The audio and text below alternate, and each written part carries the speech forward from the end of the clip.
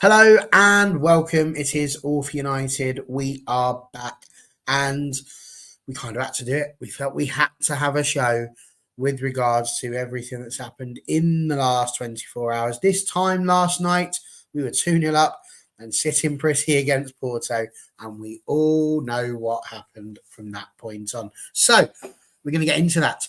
It seems Friday night's a busy night for people. So we are down to myself and Daz.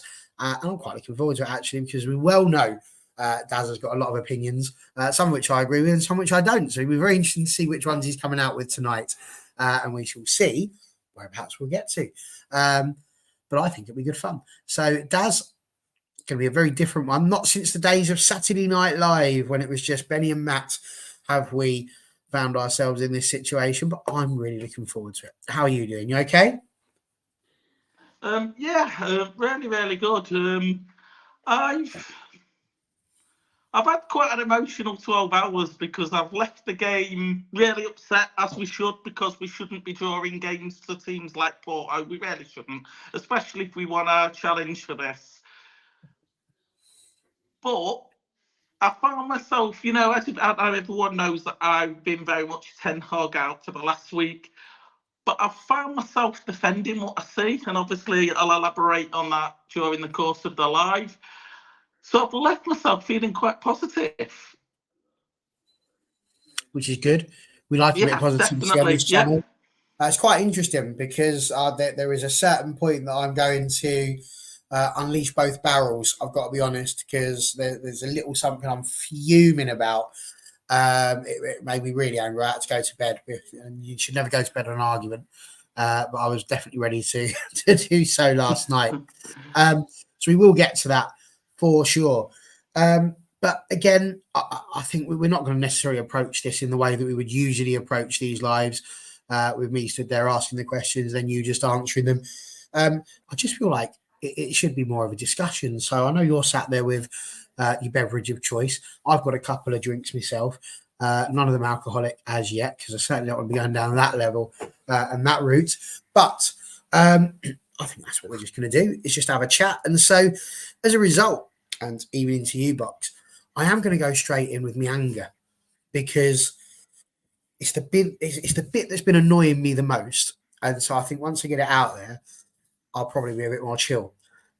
At the moment, I'm just So let's get into it. Marcus Rashford, because as you well know, because you were on here when I was doing it, I've defended Ten Hag from all comers. And even now, I still believe that getting rid of Ten Hag would be a bad idea, because I'm not sure that anybody's going to come in and sort this mess any differently or any quicker than he could do, because you've still got the same players, you've still got the same issues. So actually, I feel like we need to give it more time. And I'm quite happy to accept the fact that there's going to be good moments, bad moments. I'm not even fussed about the score in the grand scheme of things, because a point away to Porto, Fergie used to say, win your home games, draw your aways. So I can kind of live with the result. What I couldn't live with was the fact that Marcus Rashford was our best player on the pitch last night.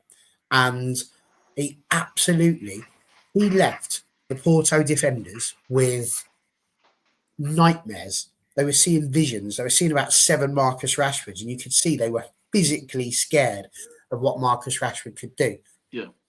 And I'm really looking forward to the second half, thinking he's going to come out, he's going to rip another new one. Not a problem. We'll sort it out. It'll be fine. I was absolutely gobsmacked to see Marcus Rashford taken off.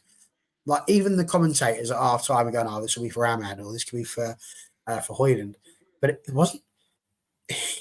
It was for Rashford, and like Garnacho's okay. He's a good player, but why? And I'm thinking there must be an injury. Something must have happened. And then, out of absolutely nowhere, after the match, he comes out and says, "Yeah, just rotation." I said, "What?" I was like, "What?" If I could have rewound it, I would have, because I'm like, "What are you talking about? This can't be true." And actually, it was true. He has taken Marcus Rashford off the pitch, even though He was in exactly this. Maybe so. Yeah. But we then go and concede a goal 5 minutes in from the exact same side with Garnacho in the exact same position. Now, I don't want to give you the old "I told you so," but who's on that side? Diogo Dallo. So it's the same situation. We're having the same in discussion week in, week out because we're putting the wrong player in the wrong place. But I don't want to get onto Dallo right now. I can't work out, Daz, why he's taken Rashford off. Given it this rotation and all that sort of stuff, that's telling me we're not looking at the football match as it's happening. We're just making the decision as to what we're going to do, and then we're just going, we're going to do it, whatever. And I don't think you can do that in football. Like sometimes the opposition will spring a surprise or something will happen, and you go, do you know what? We need to make a different decision. You might go in thinking if everything's going all right, I'm going to bring this player on at this time, but you've got to have flexibility. You can't just sit there and go, well, we said we are going to take him off at half time, so we're going to take him off at half time, regardless of the fact that he's our most threatening player. That's mental.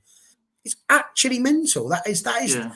If anything is going to sign your death warrant as a manager, it's not having the ability to react to what's going on in the moment. Just going because I want to and being stubborn isn't going to help you. So I've gone on enough. I want to know what you think about it because I genuinely, at that point when I heard him say that, I switched off the telly, I threw a remote across the room, I swore at everybody in my group chat, and then I went to bed. And I went to bed angry last night. I didn't wake up much better this morning. So, yeah.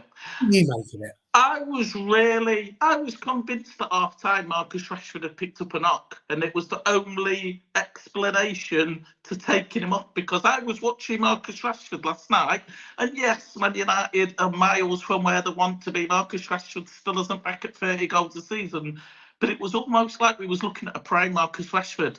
Marcus Rashford playing his best we've seen him. I think he was playing just as good last night as he was when he scored the 30 goals. He looked like the Marcus Rashford that we know and that we've stuck by.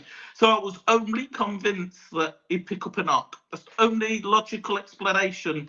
And then, like we said, I saw the reports after the game that it was rotation, and I tried my hardest to find a positive in the decision, and I kept convincing myself, okay, he is looking forward to the Aston Villa game. Marcus Rashford is going to be a key player in that game. But then I kept coming back to the decision that actually, if Marcus Rashford can't play 2 games in the bounce, then he does need to go. There's no reason he can't play, last night's game and Aston Villa. He's still young, he's in his prime, he isn't injured. There's no reason he can't play both games. I feel that he feels obliged to put Garnacho on the pitch. I think he just feels obliged to do it. Now, I get that. Garnacho has proven that he can come on and impact a game, but Marcus Rashford was impacting the game better than any player from both teams.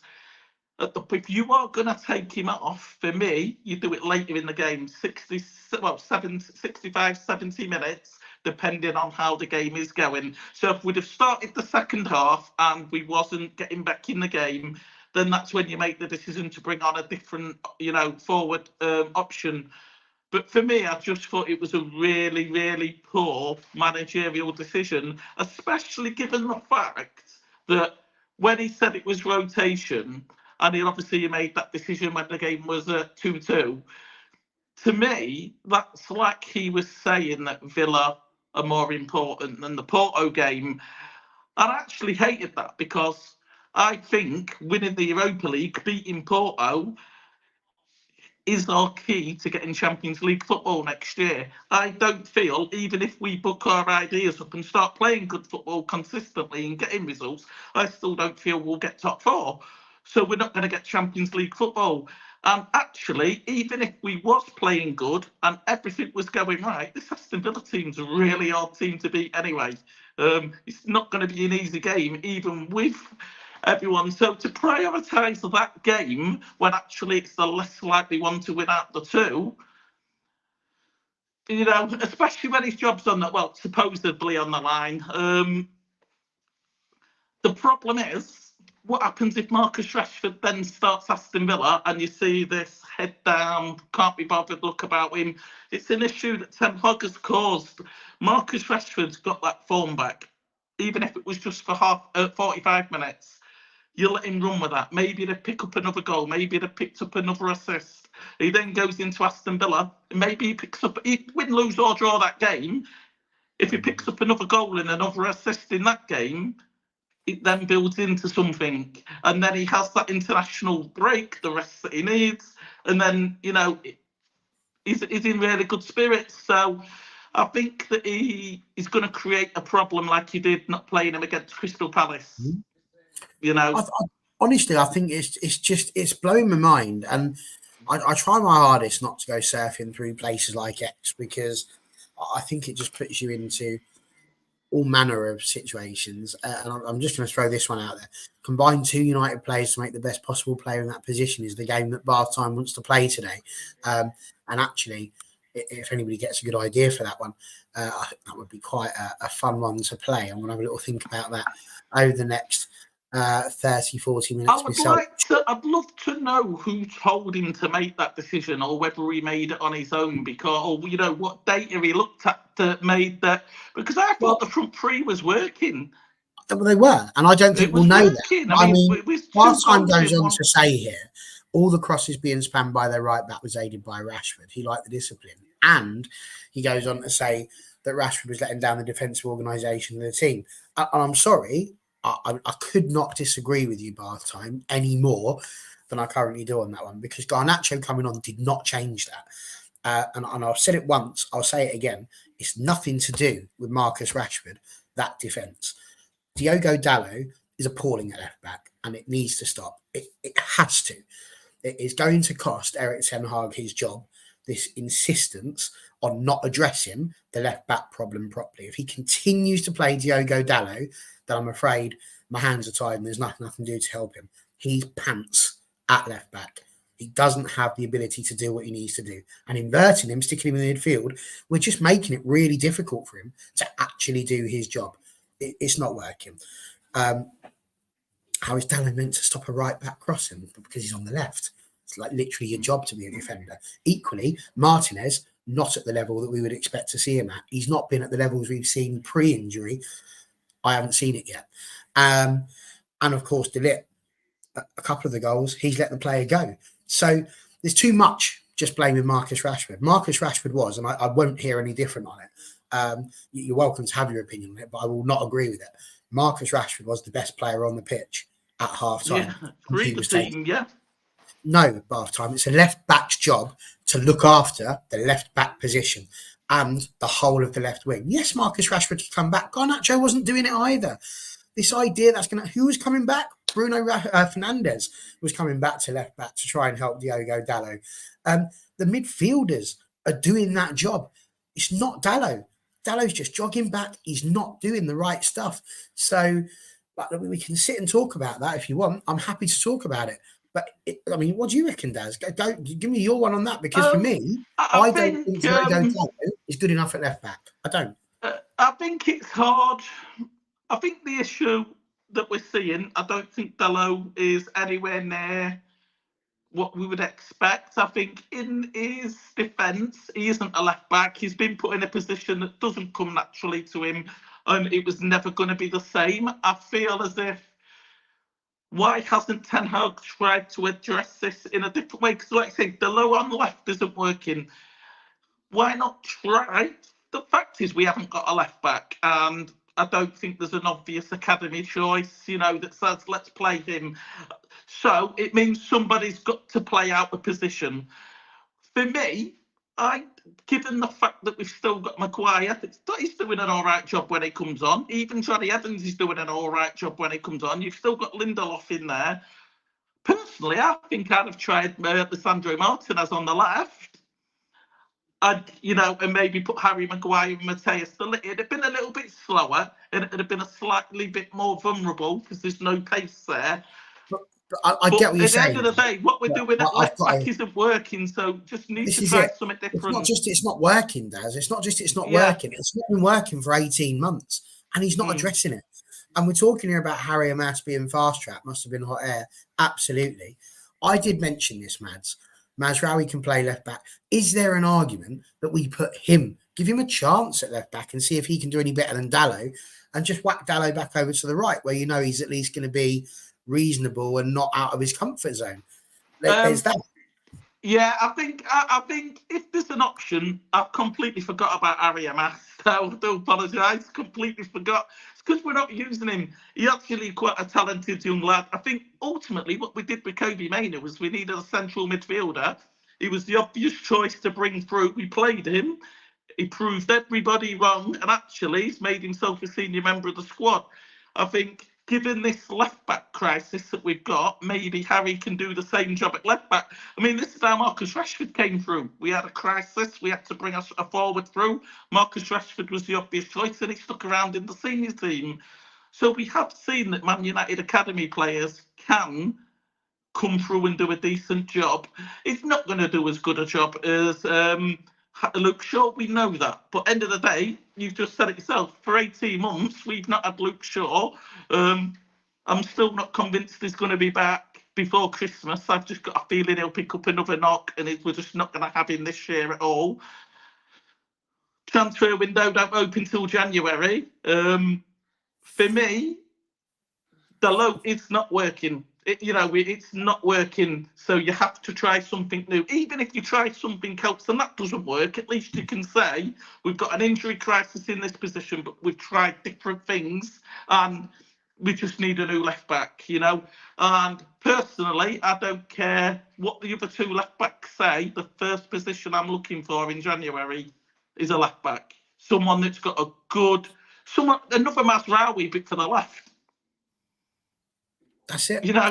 Just the left's got to change. It's got to. I mean, I can't understand what he's doing, because he's put all of his eggs into the basket of Luke Shaw being fit, and he goes off with England, performs for England, then he's injured again and can't play for his club that pays his wages. Malacia is obviously a slightly different case, but they've just been out of action for so long. And we're just getting by. And it's always when he comes back, he'll be fine. When we get a left back, but we must have had the opportunity, and we've got one. As we said there with Harry Amas, he can't do any worse than we've already got. No, you can't do worse than something that's not working. Exactly. Why are we not trying it?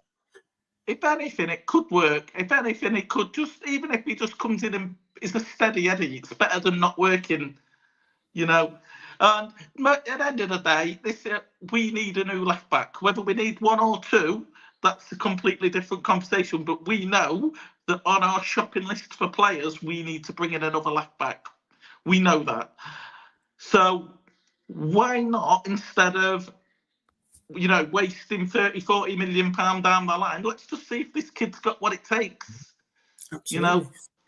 I mean, Bot saying Reguilon available again. That's another one that blows my mind. The fact that we just didn't renew his loan and off he went and just kept that hole there. We spoke at Wello. What's this? Hamas got eaten alive by Rosenberg with match fit. It's better to leave him to get ready physically in the long run. But I disagree, because they don't play that position. So we're just putting square pegs into round holes again. I think when you do that, you're asking for it. A club like Man United should not be flipping Casemiro into defence. We should not be sticking a central Anthony at left back. We shouldn't be putting a right back at left back. We are Man United. People want to keep talking to me about we're Man United. We've got standards. Where's the standards for having an actual left back who plays actual left back? Like, I think to me, that's those are the standards.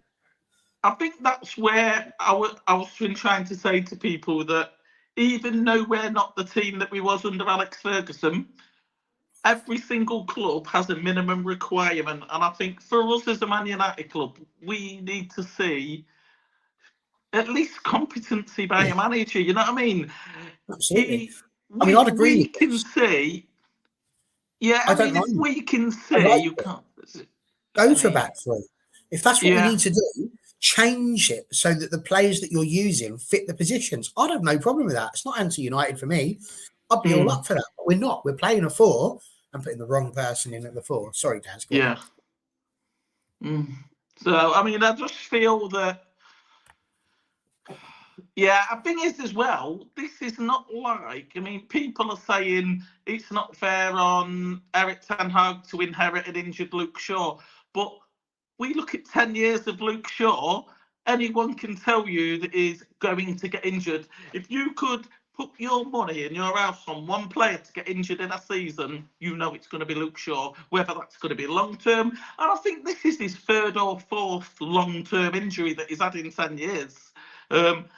And so if you're shopping for players in the summer, and I think I like the fact that we brought Mazraoui in. I think he's a great addition. I think he was a great value. But we did have Aaron Wan-Bissaka there again. Again, he needed upgrading. We needed to replace Aaron Wan-Bissaka at some point. But we didn't need a right back. We had two right backs. We needed a left back. And again, I'm not going to put all of this on Eric Ten Hag because I don't know how things work behind closed doors. But I would have thought, surely, as a manager, he can go to the board and say, if we've got money to spend on a wing back, I need a left-sided one, not a right-sided one. And I'm glad we got Mazraoui in, but we can cope with Dalot and Wan-Bissaka being our right backs. We can't cope without a left back. No, and that ruins everything as well. I mean, I think we've got a good defence, fully fit. I think the options that we've got. I think not many teams have got the options of whether we need to work out what our best two are out of the 4 or 5 that we've got. But I think we've got really good options with experience, young energy. We've got a bit of everything, and I think not having a functional left back ruins the link-up play with Marcus Rashford because he's not getting that overlap that we used to see him from with Luke Shaw. Them little 1-2s from midfield we're not getting. The support defending with the back centre-backs we're not getting. And it feels as if everybody's having to compensate their position to cover a position that's not working. And it's making other players look bad when it isn't. It's a bit like a zip on a coat. If you've got one tooth that's broken, it won't work properly. No, but the issue is one cog. I tend to agree. And I think it's interesting because I will still point out, and I'm sure we'll get to this as we get more towards the end of the show, but I will still defend that Ten Hag still needs to remain as manager. And I'll get to my reasons why I think that a bit later. But it is increasingly hard to sit there and try and put these positive messages across when he's making fundamental errors like I think he is at the moment. The fact that we're persisting with putting players in positions they don't belong in and removing players that are having a positive impact to the game regularly. So that, he's back again. Yeah, well, it'd be difficult to tell if we're watching you, wouldn't it? But as you're going down the EastEnders route, I think you look a bit like Lofty. So go and have a little look and see if you can see what Lofty looks like. And that's a bit rude as well, because he's an Arsenal fan. So sorry about that, but there you are. So I did want to move on to something that was a little bit more positive, because we've gone through it a little bit on the sort of the negative side. But the positive side, that goal from Maguire, this man, I've said it about him 1,000,001 times. He has been a player who has been maligned, abused, just completely mocked at times, and a lot of the time by our own fans. But what I've really liked about him is just his whole attitude. It's always been right. It doesn't matter what the fans say, they've all got a right to it. And he just gets on with it. It doesn't change the love that he's got for the club, and it doesn't change how he plays. He gives 100% every single time he plays. And don't get me wrong, we made the substitutions. Let's bring on Johnny Evans and Harry Maguire. And yes, Harry Maguire did score. But again, people want to talk to me about standards. It's made me giggle, the fact that the standards at the moment are that with 10 minutes to go, needing to get a goal, we're bringing on Harry Maguire and Johnny Evans. Days gone by, we're bringing in Dwight York, Teddy Sheringham, Ollie Solskjaer. You'd have players of that quality that you're bringing on. We're bringing on 2 central defenders in the hope that one of them is going to nick a goal.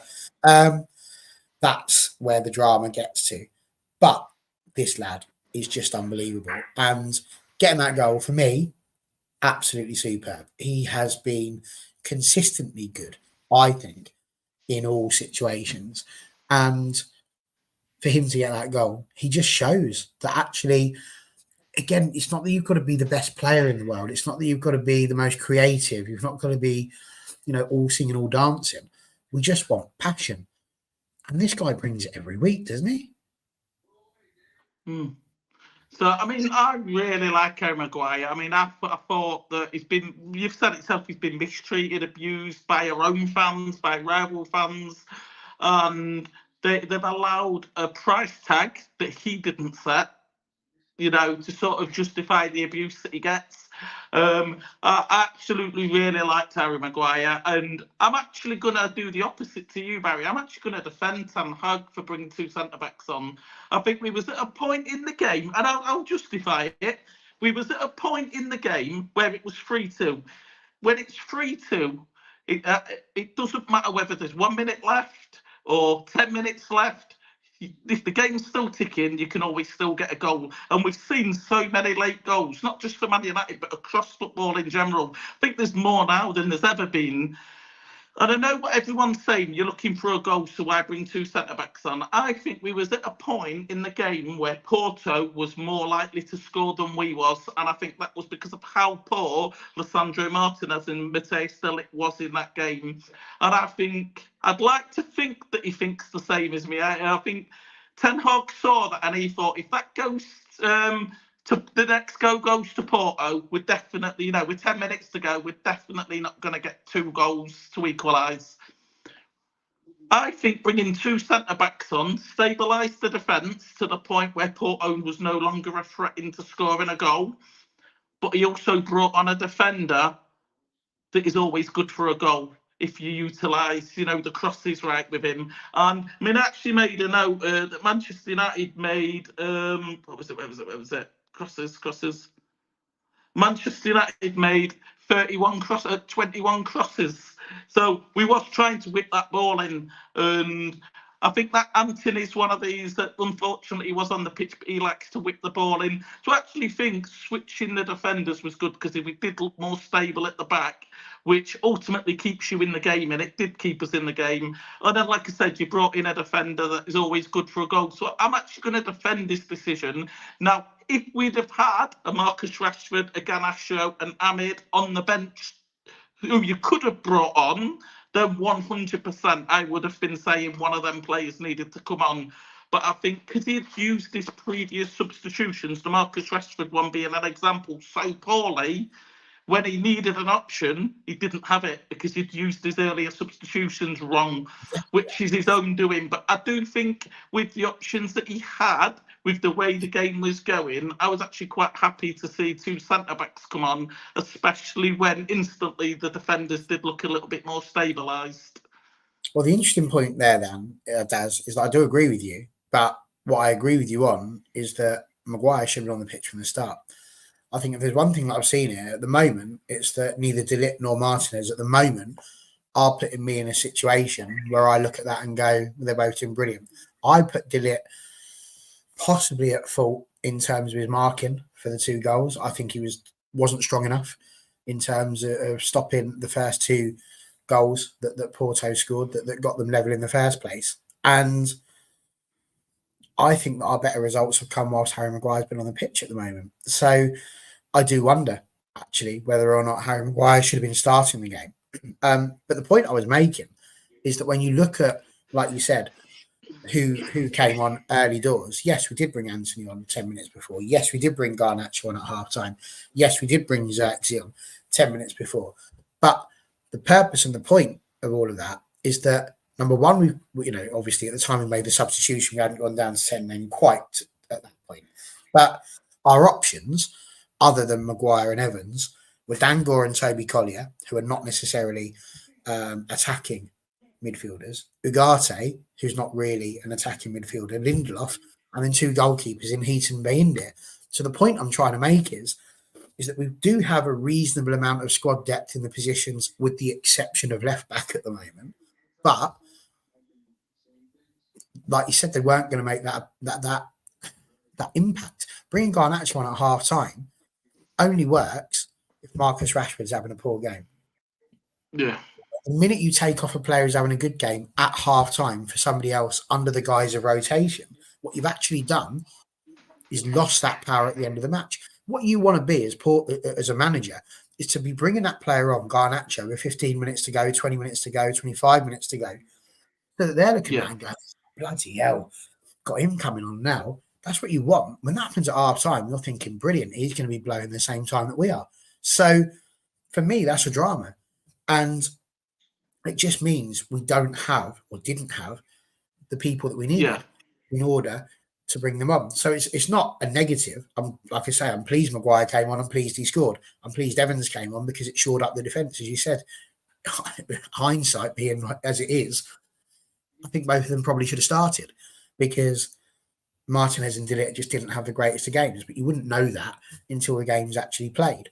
But again, 12 minutes to go, the fact that the only options you've got to bring off the bench are all generally defensive minded, for me, that's a worry because you want to be chasing the game.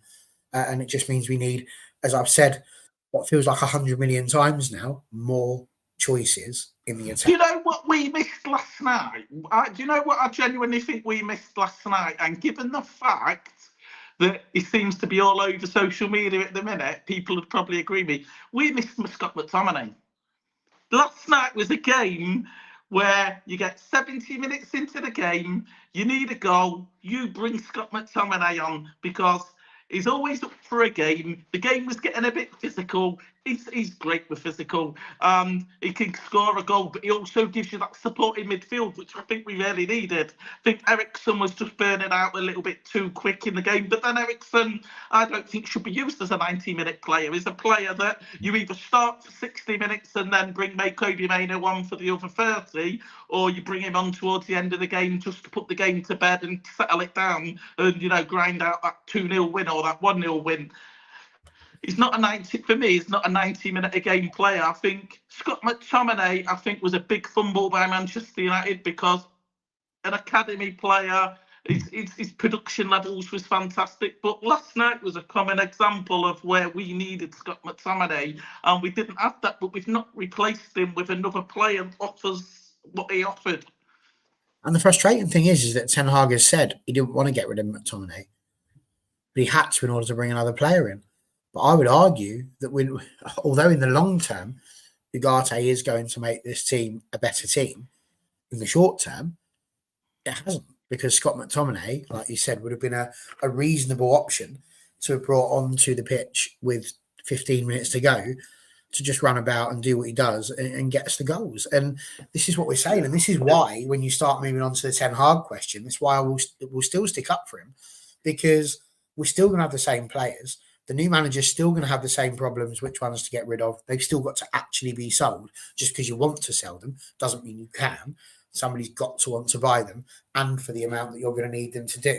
So actually, we're just in a real situation here where it doesn't matter who you put in charge, they've still got the same hurdles to overcome. And I would be happy for him still to have that opportunity to do that because I think, the one thing he did say, he spoke about we're in the process, which I think we are. I think a lot is made out of what he's saying there. But he's right when he says you've got to judge where we are at the end of the season. Everybody's just sort of guessing this is how it's going to turn out. We don't know that. Luke Shaw will be back after the international break. All of a sudden, the left-back situation is all right until he's injured again. And then we're back into the square one again. But not at that point yet. So, I don't know. But I just think a lot was made out of what he was doing yesterday and what he was saying yesterday. And I just want us to be successful, but I want us to be successful the right way. I don't want people to just be whinging and moaning and for no reason really whatsoever. And sometimes it feels like people are just, there were people that wanted us to lose yesterday just so that Ten Hag gets sacked. And I refuse to believe that these are real Man United fans because why would you want that? You go into every match wanting Man United to win. It just doesn't make. I really, really want him to be successful because I really do. Just because I want success for Man United, but a bit like the Rashford situation. Every week I see a reason to want to get rid of him. And I don't think there should be them reasons. You know what I mean? They're just silly things that if we can see, and even if Ganasho came on and I'd have had an amazing game, what was he offering that Marcus Rashford already wasn't? You know, you're switching one great player for another great player, but what he did is he lost momentum. Momentum is the key foundation to consistency. Consistency is the key foundation to being successful. And I think he struggles with getting out of the momentum gear. Absolutely. Exactly. Fine that odd fans blame Maguire for scoring or hoping United lose. There's no guarantee he would have gone if we lost regardless. Absolutely. But yet people are saying it. I still think he stays regardless of what the results are up to the international break. Dan, I mean, I know you're supposed to be working, mate, so it might be an idea that you go and do that. But I'm assuming that's what you were doing, where you missed this bit. Yes, we have spoken at length about Harry Maguire coming on. And he says, I don't want to see Erik ten Hag go. He just had to see these players can't do his tactics. He's got to change his principles slightly. And Twillenberg saying he was bad defensively and pressing. I mean, he wasn't, though. He wasn't. People are saying he's bad defensively. He's not a defender. Like, where do we get to in this world where actually we're having a go at the people right at the very front before we're talking about the people at the back? The back line last night was shocking. It was shocking. Like we just had the Spurs game where we conceded 20 odd shots again for the first time this season, having had a back line that was doing really well at limiting shots, just hemorrhaged them against Spurs. 14 is what we had against us yesterday. And 7 of those were in the first half and 7 of those were in the second half. So we had the exact same amount with Garnacho being up there, but nobody's talking about Garnacho. Why is this? Why is it that nobody is mentioning the names Garnacho did just as poorly defensively as Marcus Rashford? Now, why is that? I think it's because people I'm not sitting here trying to make a political he's the new statement. Ronaldo and they want to protect him. And honestly, I like Ganasho, and I really hope that he stays with Manchester United long term, and I really hope that he evolves into this world-class player. But you know, when I'm going to give an example because I know a couple of people will be quite familiar with this. And I'm talking about his football ability only. Do you know when you used to watch Mason Greenwood, you used to see a player that could turn into a world-class player? You could see it when he plays. You could think, that is a world-class player. That is a player that could score as many goals as Ronaldo. You could see it. I don't see that with Ganasho. I see a really good player. I see a player that can be successful. I see a player that can have an impact at times, but I don't see him as a replacement for Marcus Rashford in any way, shape, or form. And I like the fact that people want to protect him because he's young, and we need to protect these young players. But he does need to be held accountable when he isn't blaming it isn't working, because I don't know. It's quite it's with him. I get this feeling that it's see no evil, hear no evil. The fans don't want to see when he's poor. They don't want to hear when he's poor. They just want to. He's Garnacho. He's our star boy. And the same thing with Arsenal with Saka. You know, they've got that same blinkers on with Bukayo Saka. There's too much of it, Daz. There's too many people. I mean, we see it a lot in the women's game, but it does my nut in. Just people that will just surround a player. Like the biggest one you see it is with like Messi or Ronaldo, and you've got the Messi fanboys and you've got the Ronaldo fanboys, and they will just argue with each other as if it's really a thing. Like they're just both really bloody good players. And actually, you can prefer one to the other without it needing to turn into some sort of bloody world war. But people are so protective over their players. And this is kind of where we are now. I mean, Twin saying Rashi's a senior player. That's irrelevant. It's irrelevant. A mistake is a mistake no matter who makes it. You can still be lenient. Toby Collier, when he played at left back against Barnsley, we said he didn't do as well. But he's not a left back. So we're not going to go at him. We're not saying that should be the end of Toby Collier's career. We're just saying actually that's probably not a good place to put him, especially if he's not going to do it well against the League One side. Don't do it.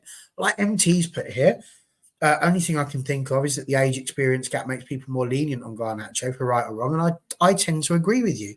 And for what it's worth, I'm not stood here saying, well, now let's all pile onto Garnacho. What I'm actually saying is just lay off of Rashford. He was the best player on the pitch. But it feels like consistently, and you know, this is kind of what Simon was saying, is that it's people's personal love for players, and it blinds you from the truth. And it's just, we seem to have it every single time. It just frustrates me. Everybody had a go at Scott McTominay. He's not a Man United player. He's not good enough. He's not the level of Manchester United. He's not what we should be having. I argued we should have 11 Scott McTominays because his attitude was perfect. Everybody's going on about the attitudes of other players, and he's the one who's been able to go at when he gives his all. Harry Maguire gives his all. You know, is there arguments for Marcus Rashford that were reasonable? Absolutely. You know, there were people. He didn't look like he was giving everything he could have given last season, and it was frustrating watching Marcus Rashford. I'm not going to argue it wasn't, but people allow that to become the narrative, and then they just push that narrative, whether it's actually true or not. And it's like they actively look for, do you know what? He's had a 9 out of 10 performance. I'm going to pick on that 1 out of 10 and have a go at him for that, even though he's done something brilliant. The fact is, without Marcus Rashford, we probably didn't take the lead against Porto, and it could have ended up being a bloodbath because we wouldn't necessarily have had the attacking verve that we needed. And again, I totally agree with Mads. Different players require different things. I think Rashford does need a bit of love and support. And I get that people are frustrated. I sometimes feel frustrated. And exactly this. Rasmus Højlund speaks about having 6 weeks to practice his celebration, where he goes running around and putting the finger to the lips for people. Like, these are the fans, the ones that are in Porto, that are not the ones that are having a go at Højlund. They're not the ones having a go at Rashford. You know, it's these people behind keyboards that have probably never seen the light of day when it comes to Old Trafford, that are sitting there quoting the nonsense. And yet we've got players running around putting fingers to the lips as if that is what genuine match-going and genuine United fans tend to think. And yeah, Rashi did. Why would he not? Like, the noise that was coming out of social media about Marcus Rashford was ridiculous. And I'll tell you something, Twilumber, and I'm not saying it to you necessarily, but if you're going to sit there and have a go at a football player and consistently denigrate them, then they absolutely have the right to do the same back to you. Yeah, absolutely. You know what? And I think we've seen that with Marcus Rashford. Marcus Rashford's a young player. These young players nowadays are all connected to social media. You know, it's just part of the world now. But when you're slating a player over and over and over and over and over, he's going to bite back. And a perfect example of that was the Eric Cantona ninja kick at Crystal Palace. The fans tormented him and tormented him and tormented him. And sooner or later, it's going to go. And that's what happened with Eric Cantona that day. And Marcus Rashford, I think we're at a point where, like you say, people have this hatred for a certain player that they'll blame him for every problem and they'll give him no credit for when it goes just right. To jump in quickly, Swilumber's saying here we criticise Rashi, but we don't hate him. I bet it doesn't come across as just criticism because it's constant. And if you just consistently criticise the same person time and again, that's no longer criticism, it's abuse. Yeah, which is bang on. And I think we've seen that with Harry Maguire over the last. I'm going to say something now, and I know a lot of United fans will disagree with me. Manchester United's best defender in the last 24 months, taken to mind with Sandro Martinez at the club, I think it's been Harry Maguire. I think our best defender has been Harry Maguire. I think the biggest, most positive person, we even saw Harry Maguire's interview after the game last night. Really positive, really defending his team, very accountable for the performance. That is a leader. I think he's not captain anymore, and I think the media, the punditry, and the fans led to the exodus of him losing his captain armband. But I think he's a better captain. I thought he was a better captain than Bruno Fernandes was, because I think the first thing that you should have as a captain is you should be the most positive person in that football team. You should play for the badge. You should play for the passion. And Harry Maguire's always done that. Even when he had his bad days and he was making mistakes, he still did that. He still wanted to be a good player. He still tried to be a good player. It just wasn't working out for him during that period. And there's been times this year, where I actually saw it against Spurs, where before he's sending off, Bruno Fernandes was on the floor moaning to the ref, and Maguire came up behind him, picked him up and said, "Let's go." No, it was Mason Mount. But it should be the captain picking these players up, saying, "Shut up, get on with it. Let's get back in the game." And I'm a firm believer that great players will lift the players around him. Yeah. And a bad captain will lower the players around him. And I think Bruno Fernandes, I cannot question his ability as a footballer. I think he's a quality footballer. And I said this on our lives the other day. In the same time he's been in the Premier League, there's not a single midfielder that has had more goals, more assists, and a bit more chances created, more big chances, and more key passes. Not even Kevin De Bruyne. He leads the Premier League in the time he's been here on every single metric. He's an incredible footballer, but he's just a bad leader. And I want to know, especially after the 2 red cards, regardless to whether he got an appeal on the Spurs game or not. It was just he put himself in a position and he made the referee make a decision that actually, if he was mature about it, he would never have been in that position in the first place. Again, last night, he went in with 2 tackles where his feet was quite high, that if it goes slightly wrong, you're going to get a straight red for either one of them. And he ended up with 2 yellow cards, and that could have been the difference between losing that game yesterday, him not being on that pitch. And I think it was I want to know how Ten Hag manages that captaincy armband, because I don't think we've got an obvious choice to give it to. I just know that he's not the right person for it. In an ideal world, and I don't know if you agree, I think the most obvious choice for the armband is Christian Eriksen. But but it can't go to him. But yeah, for the obvious reason, it can't go to him. Which then I've got a feeling the next captain, unfortunately, it's going to be Marcus Rashford, just because of seniority within the team. And again, he's not a leader in that team. But therein lies your problem. Therein lies your problem. You've spoken about the captain. Everybody on this channel that we've had has agreed that Bruno Fernandes is not what you would class as a traditional Manchester United captain. He's not the player that you would want to be a captain. If you put him into any other club at the moment, you wouldn't necessarily put him as captain above the current captain. But we don't have anyone. Box has just mentioned there about Johnny Evans, but he doesn't play enough. Your captain has got to be a regular starter and someone who's likely to play. And we don't have that in our team. So, to me, Fernandes is the only person who can be captain of Manchester United. And it's like he's got it by default, isn't it? Sorry, I was just going to say, the bit that worries me is that I just think that for Bruno, you said he's topping every metric, and you're right. But I think the frustration from him comes from he's had players like Ibrahimovic, people like that he could potentially be getting the ball towards. I think his problem is that actually he can't get to these sort of players before. And I don't think he did have Ibrahimovic. I think I've mixed up there. But he had players that he could get the ball to. And I think that he's seeing what I'm seeing, which is a real frustration with the front line at the moment, that we're not finishing the chances that we're getting. So he's still making these chances and putting things on a plate, and they're not putting it away. And because we're not putting goals away up front, that's frustrating, because he's thinking, a year ago, 2 years ago, we were putting these chances away, and now we're not. And I think that's where the frustration's coming from.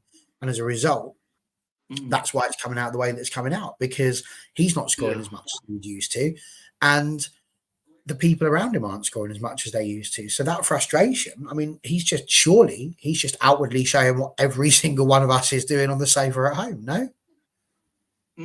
Yeah, I mean, I get that. I get what you're saying, 100%, that, when you see what he's seeing in front of him, I mean, what we have, I've made a note of this. Yesterday's game, we had 29 shots, 24 chances created, and only 8 shots on target. That's got to be frustrating for a player like Bruno Fernandes, to see that in front of him when he's been part of all that hard work that have created so many opportunities. And although we did score 3 goals yesterday, we could have scored a lot more just by hitting the target more. And I think that's got to be frustrating for Bruno Fernandes. I just feel, I think that this is one of the things that really frustrates me about him, that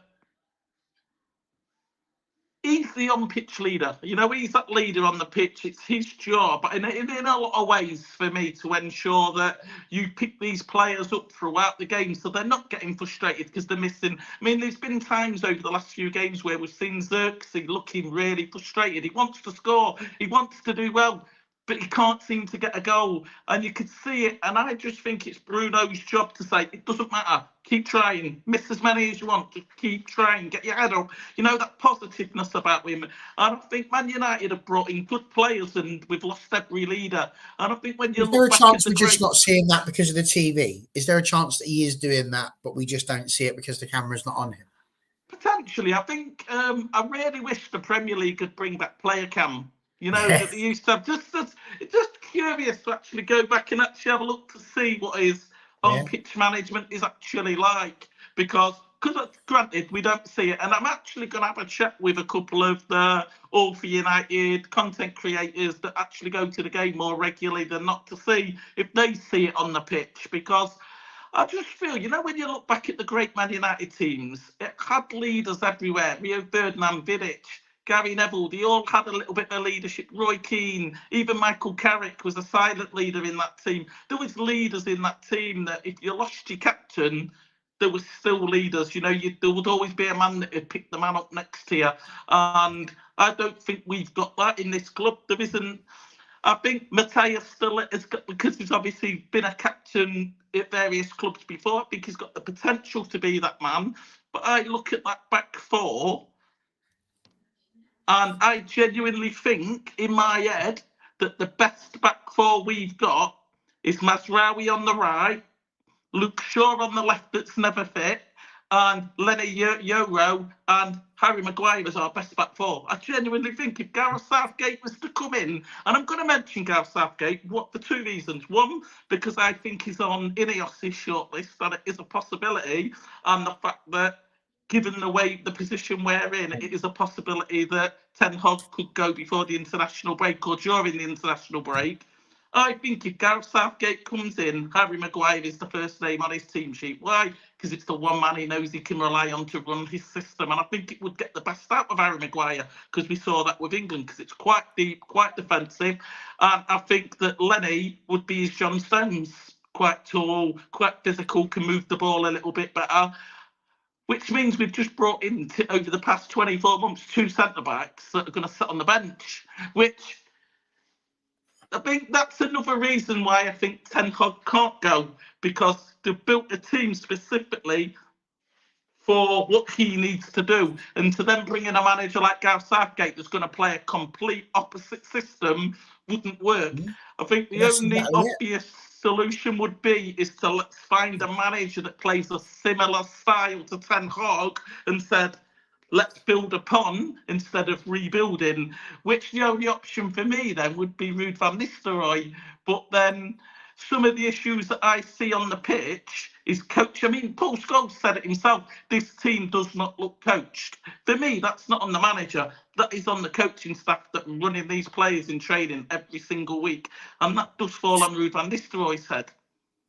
I'd still like to know where people have got this from. I mean, I genuinely want to see the actual source where Ineos have actually said they were looking at people, not some journalist has propped up something that says Ineos were looking at this person, they were doing that. Actual Ineos.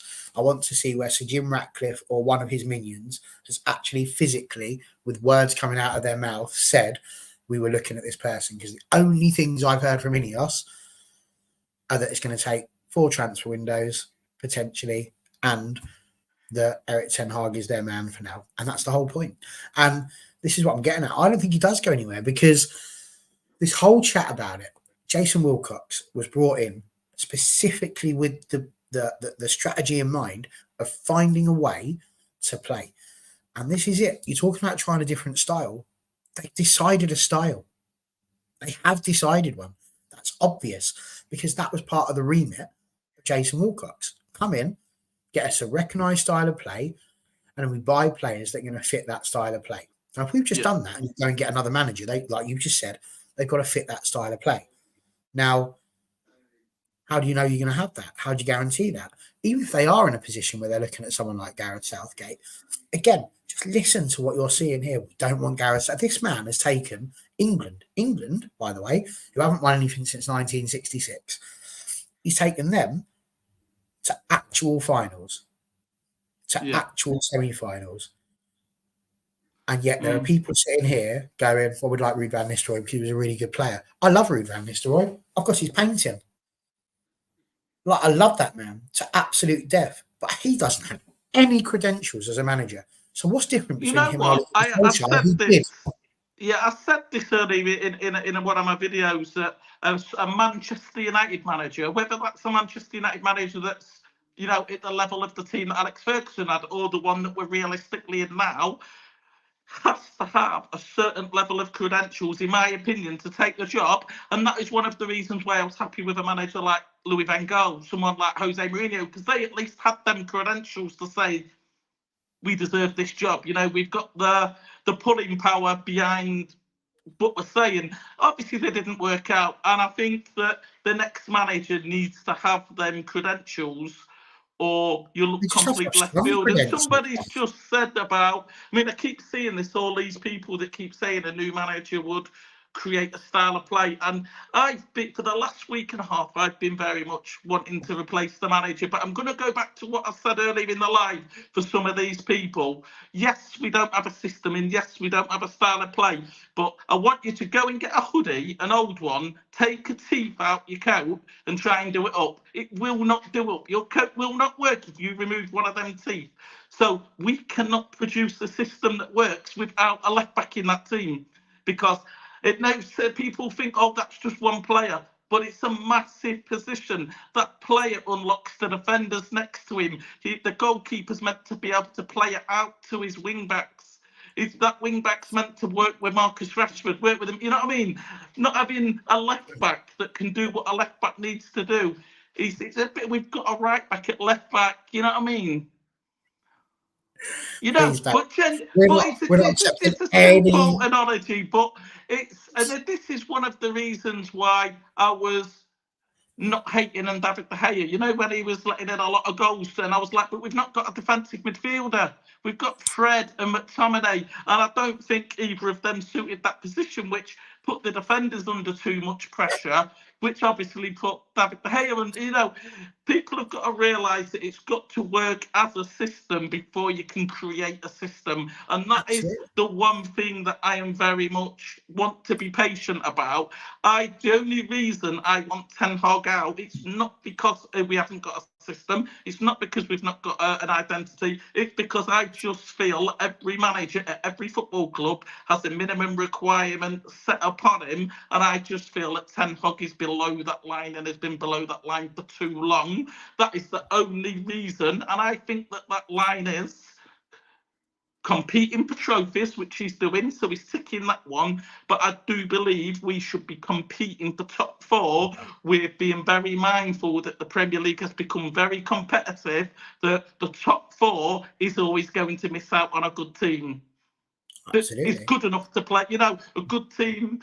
I think we could have a top six, and all six could be good enough to play in the Champions League. But unfortunately, we only get 4 spaces unless we get the extra, which is the 5th.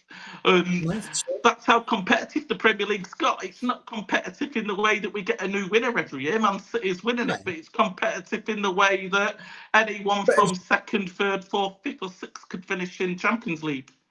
As we've seen with the likes of Aston Villa making it into the Champions League, as they have, you know, they were not a traditional top 6 side, and we certainly haven't seen them up at this level since the 80s. So, you know, very good for them. Mad's saying we can't keep blaming Lacquer at left back. It might cause problems, but not to the extent of the way we're playing at the moment. I agree and I disagree. I think if we have a proper left back, I don't think Luke Shaw comes into this team, plays left back, and then is inverted, so he plays almost as a central midfielder. I don't see Ten Hag doing that. I feel like Ten Hag is doing that to try and make Dalot a bit more effective, and potentially to try and help protect the rest of the back three.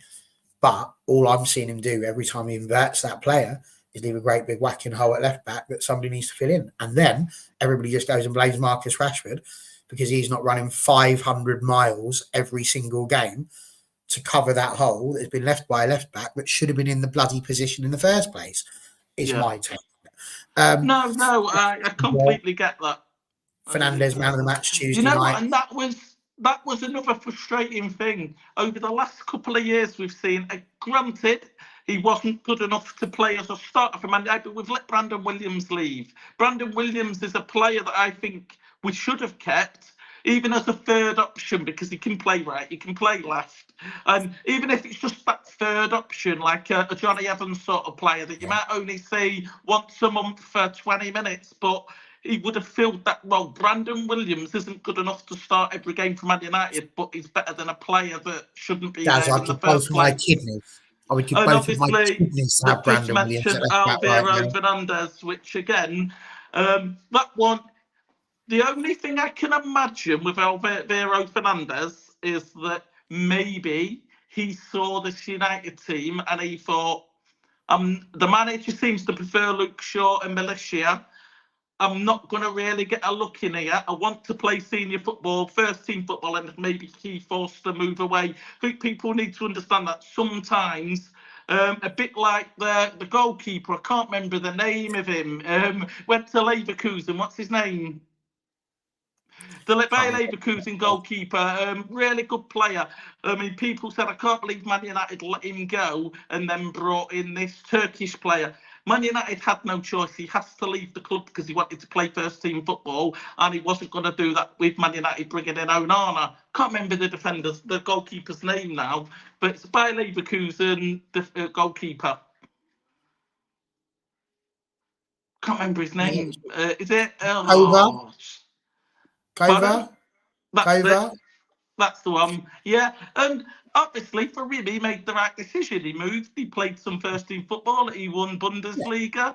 And players will do that. I mean, I said I would give both of my kidneys, but to have Brandon Williams at left back right now, but I wouldn't buy him now. I think, like you said, he has to have been there and been an evolution of the team and understand what's going on. I don't know that bringing him in just as a left back now would definitely do it. But, there we go. I did want to go just briefly back to a couple of things because a few players have made a few points. Obviously, you were talking about this, Sensi, about Bruno saying you didn't see anything wrong with his captaincy yesterday, just two poor ref decisions in the last two games. And Boxers said the first yellow was never a yellow. Now, I'm intrigued to get your thoughts on this, Daz, because I was a bit annoyed last night. So I'll tell you why I was annoyed. I watched Bruno Fernandes with the first one that was a yellow, and I thought to myself, he's got the ball. I don't think that was a foul, if I'm honest with you. So I didn't feel like that was a yellow card, but it was given because the foot was high. All right. A bit later on in the game, I saw a Porto player channel his inner Mr. Miyagi and go all Karate Kid as well, and it wasn't even a foul. It wasn't even given, but he definitely lifted his leg high and went in the same way that Fernandes has. Wasn't even touched. And then, of course, Fernandes gets sent off, and it didn't actually touch him. I'm on the fence with this one. Like, it's a bit frustrating he's been sent off 2 games on the trot, having not had a red card for about 200 odd appearances before that. But by the same token, I am sat here right now. I'm not convinced it was red.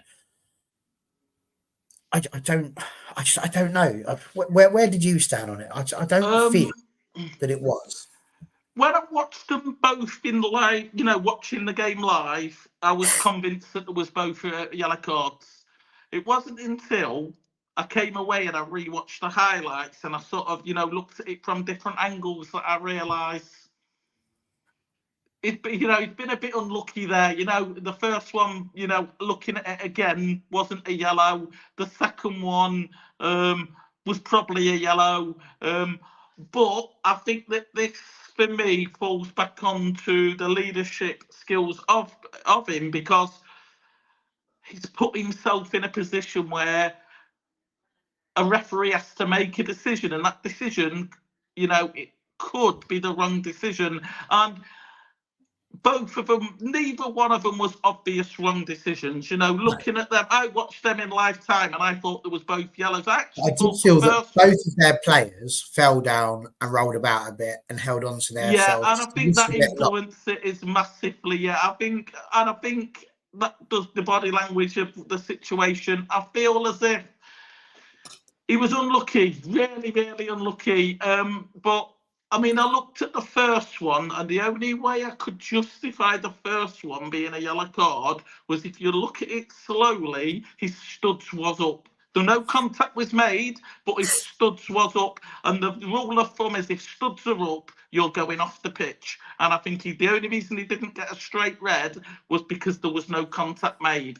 So I think it could have been considered dangerous play because the foot was so high and the studs was up, but the referee didn't give him the straight red because there was no contact. And, you know, maybe he got lucky not getting the red and not getting the contact. Little bit like maybe the Lissandro Martinez two-footed one a couple of weeks back. You know, there was no contact, which had there have been contact, it'd have been a straight red, no question. But I'd like to see I think what I could have Ref Watch understood say them. about it, because Who, sorry? I'd like to see what Ref Watch on Sky Sports come up and say about it, because obviously they're officials. Just to see a different opinion on it from a different official, I think he was really, really unlucky to get red card. I think there was no I think it's only a foul. I mean, I'm old-fashioned like this, and I grew up in the era of Roy Keane, Vinnie Jones, Stuart Pearce. So, you know, but Well, I'm a firm believer, if no contact is made, how can it be a foul? Well, I think it's one of those, like, just because no contact is made doesn't mean you were silly or you were, weren't being dangerous. I do accept that. And equally, when I was doing the tweeting last night, I did put, he's been sent off and this one won't be one on appeal. And it won't be, purely because all the refs got to say is, I thought they were both high feet, and they were. You can't argue that there wasn't some height to it. But I just completely agree with what's being said here. If a player can't attempt to score a goal because a player basically behind him, and he might put their head in the way, then it's a silly rule. And I agree. It wasn't like he saw the player. If the player had been where he was in the end and he's coming in and he's attacked with foot high and the player's there with his head going into it and he sees that, 100% send the geezer off, because he's clearly tried to win a ball against someone that's trying with their head, with their foot. That's not what happened. The guy's behind Bruno Fernandes and he's diving in front because he knows that Fernandes is going to get his foot to the ball. So the player has put his head there. And, NC goes on about endangering an opponent, but about the other player endangering themselves by putting themselves in the way of danger. Well, this is what the likes of Terry Butcher used to, yes, we haven't had the chance to do it today, but you're going to like this, NC. This is what people like Terry Butcher, Brian Robson, that's what they did, was throw. That's why they always had the, the band around their head and all that sort of stuff, bandages, because they just put themselves in the way of danger, knowing a foot was coming, because they had to throw their body in front of the ball. And I think that's what happened last night. I think that, the players done some excellent defending because they've put their body on the line, but he's made the choice to go in there with a head against a foot. And I think it's a bit like the handball argument. People say you've got to have an intent. Is it ball to hand or is it hand to ball? And I kind of think you have that same sort of argument here. Have you gone in dangerously against a player who you think is going to head the ball, or have you gone to win a ball and the player's chosen to try and stop you? Because I if the think player this has is chosen where to do that, I think that VAR need to get involved in all red card decisions, and not to make the determination whether it's a red or not. I think the referee should still have that power. I think the VAR should relay that information that, was the player infringing on the defender, or did the defender infringe on the player? Was it malicious? Relay just basic information like that, and then the ref can then make a decision. And in Marcus Rashford's case, Bruno Fernandes's case, you would say that neither one was aggressive in any way, neither one of them was deliberate in any way. And tables turned, because if any rival fans want to say, but it's, you're only doing it to suit yourself, tables turned, they could then have looked at the Lissandro Martinez tackle a couple of weeks ago and said, that was intentional, that was malicious, he's going off that pitch because Absolutely. It was dangerous. I'm not bothered if contact was made or not. I just think that they need to. I think consistency is a massive thing with officials, especially in the same game. You mentioned it. Two players did exactly the same thing and it was treated completely differently. And there's no consistency in that. But then we're seeing different levels of consistency across different referees and different games. And I think that the players don't know what's a foul and what's not a foul, what's a red card, what's not a red card. I think because there's no consistency, I think the players don't really know, and they're flirting with them lines a little bit too much because they're like, oh, that ref lets me get away with that, but you know what I mean? And it shouldn't be like that. It should be black and white rules. I agree. And I think, the last thing I'd say on it here, Mads put here, if the foot is head height, then the defender can't challenge with all legs. Well, he did. And then also I'd argue, if that's the case, then you can never have an overhead kick. So you look at Rooney's goal, Garnacho's goal, both of those should be chalked off immediately because it's dangerous, because the ball is, by its very existence, overhead height. That's why you do an overhead kick. So if that's not acceptable, then an overhead kick shouldn't be acceptable. So then that needs to be banned from the game. If we start doing that, then what on earth are we watching anymore? Because football's just changing to the point where it doesn't need to. So I think you're right though, because I think at the point of when Bruno Fernandes put his foot in the air, there was no risk of danger. No, you are right. The player ran into him that created that. There was no reason where. I think the defender did that deliberately, knowing he was going to get booked. So I think it's just smart defending. I can't knock it. I run into this. I'm not going to get hurt, but he's going to get booked and potentially get sent off. But for me, just to stand back a little bit and then pick up the second ball, which you'd have, get from him, he'd have still, took the ball off Bruno. I just feel as if players are finding a way to get players booked, and it's basically the reverse of diving, isn't it? If you dive, you get a penalty. It is. And you know, if you put yourself in certain positions, you can get players booked or sent off. And I think actually, when you talk about it and you're throwing yourself in that level of danger, it's no different to a goalkeeper. If the attackers come running in for it, a goalkeeper comes diving in, and if they get the ball and they get clattered in the face, it's not a free kick. Because the pair of them have collided, so they just accept it, get the treatment, and go. But if, of course, that goalkeeper dives into danger, misses the ball, and takes out the player, that player gets a penalty. So why is it not staying here for the defence? In the defence, I think if the defender or goalkeeper is going to put themselves in danger and they cut their head, it's their own fault. It's a contact sport at the end of the day. What you do is you stop the play, like you say, you give him the treatment, you bandage up or sub him off, whatever you need to do, and the game continues. I think for me, it's only a booking or a red if it was a deliberate tackle, if it was deliberate or you felt that actually, if the player was running towards him and then Bruno put his leg up, you knew that's, you knew that something's going to happen. So then you can argue it's a red card. Don't get me wrong. If it's all going Street Fighter / Mortal Kombat and it's literally a geezer flying at the head of somebody else, 100% he gets given. But I don't know. It just left a bit of a bad taste in my mouth. I can see that it's not going to get overturned, so I'm not going to argue it as such. But it inherently feels wrong for me.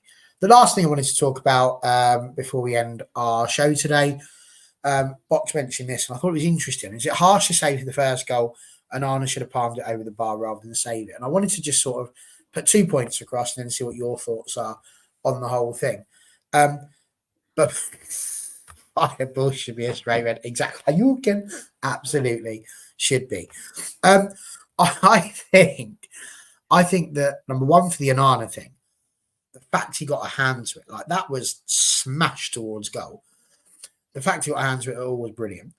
I think had the defenders been defending properly, it wouldn't have mattered that the ball went in front of them. Martinez has let him go on that one in a manner that never should have happened for that first goal. But there we are. And also the hindsight to say, could he have put it over the ball, over the bar? Like, it's hard enough to save sometimes as it is without being able to get a strong hand. And let's not forget, we're talking about Anana here, who for a long period of time had hands that were a little bit like those swimming pool doors that you just go through that just flap open as you're pushing through. He had literally hands like a turnstile. He doesn't anymore because he kept it nice and strong. So the fact he's had a strong hand and palmed it away at all, I think, is brilliant. To then ask him to push it up over the bar, I think probably was being a bit harsh. But I'd also add that I think without Andre Onana, we could have conceded about 10 goals over the last 2 games quite easily. He has been Yeah, absolutely 100%. unreal. Would you go along with And I that? think what you've just said as well about it's always easy to look at a goalkeeper and say, you should have done that, you should have done that. I think the first thing I'm going to remind people is that when we watch football on the telly, you do not see how fast that ball is being kicked unless it's an absolute pelter. Also, go to a physical football pitch and actually look how far 8 yards out from the goal is. That's not actually that far. So if they're smashing that ball at 8 yards, getting a hand to it anyway is absolutely phenomenal. It's just when we watch it on the telly, it seems as if play slowed a little bit and you don't quite see how fast the ball's being kicked. And, but I mean, again, I think going back to what we said earlier in the live about how people just hate certain players and get abuse certain players. Onana had a tough start to life in Manchester United. Last year, he was a liability in the Champions League. We'll all admit that. He actually had quite an okay Premier League campaign for a first season. It wasn't good, it was okay. This season, he looks like a really good goalkeeper. His distribution, especially his short distribution, looks really good. He's getting his hands to saves. I mean, I don't think I've seen any goalkeeper in the Premier League, and I'm not saying Onana's the best goalkeeper because I think that crown's still Alisson, and I think Reyes may be a slightly better goalkeeper, but I don't think I've seen another goalkeeper in the Premier League this season that has won more one-on-ones with a striker than Onana. I think I'm counting 4 or 5 in the last 2 games alone. And ultimately, when you're conceding double figures against your shots, you're going to concede goals. Yeah, no, I agree. I think if Alisson was getting 32 shots at him every single game, he's gonna concede more than 2 goals. Same with Reyes, same with Ederson, and that's not fair on the goalkeeper. Yeah, no, I agree. And Beanie chimes in as well. So yeah, there we go. Well, listen, an hour and 17 minutes. I had a feeling that between the pair of us, Daz, we'd be able to carry a whole show for an hour without there being too much of a drama. So there we go. I've really enjoyed it. I think it's been quite nice actually, and it's been good because we've been able to get you, the loyal, adoring Manchester United fans in the chat, involved in the conversation as well. So it's been absolutely brilliant. And Box, you can have the final word because the Palace double save was indeed brilliant, outstanding. I think that's another reason what we've been saying about people's comments on certain players. I think that double save was better than Reyes a few days earlier. Everybody talks about Reyes as if it's the best goalkeeping moment of the season, but nobody other than United fans have spoke about that double save at Palace because it's United, because it's Onana, because there's a liability.